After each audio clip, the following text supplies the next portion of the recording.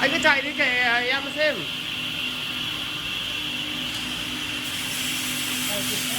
Anh cứ cận cái này. Trước khi làm nhớ cái này chậm cái này, nó loa đau trên lửa này. Anh hiểu không? Rồi.